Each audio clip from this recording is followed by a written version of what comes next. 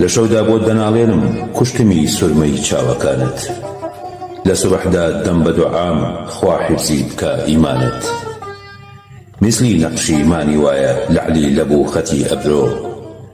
ڕۆخت قەتڵی حەڵاڵم کرد ئەمان دەستم بە دامانت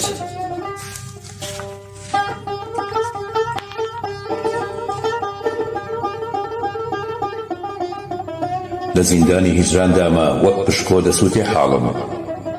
کەبوتەری دەربەدەرم سەفەرم بۆ تا ئاسمانت قەتعی ئومێدی من مەکە بە شمشێری بێمروەتی شەرحی سووتان بە من ناکرێ لە سایی لەعلی خەندانت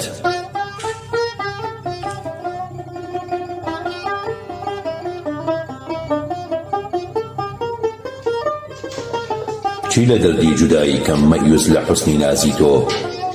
مردم لە قەهری دۆزۆق و ڕەشماری دووری سەرشانت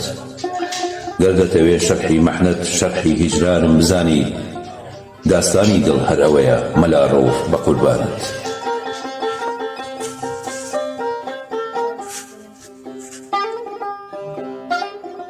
قەسەم بە مەستی نازت بە نێو نیگای جەماڵت سووتان بوومە کۆیز و خاڵ قەسەم بە دانەی خاڵت زیارەتگای زەنەخدانت گوناحم دەشواتەوە خوات بێ بۆ عیلاجی دڵ ئەی دەستم بە دامانت عەزیزم باش ئەزانم دڵم کە تەنگ و ماتە ئەگەر جارێ نەزەرکەی سەد جار دەبمە قوربانت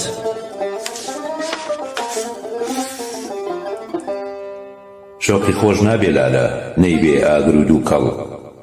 ڕۆحی من دەسووتێنێ غەمزەی چاوی فەتانت دڵم ئاتەشی سندووە خۆڵەمێشە ڕەونەقی ماهی ڕوود ئاینیە قیبلەی سافی ئیمانت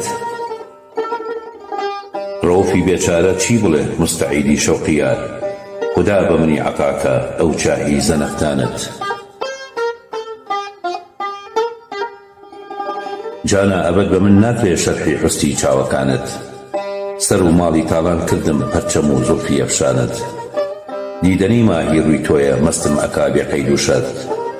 ڕووی خۆتم لێ وەرمەگێڕە دەستی من بێ بە دامانت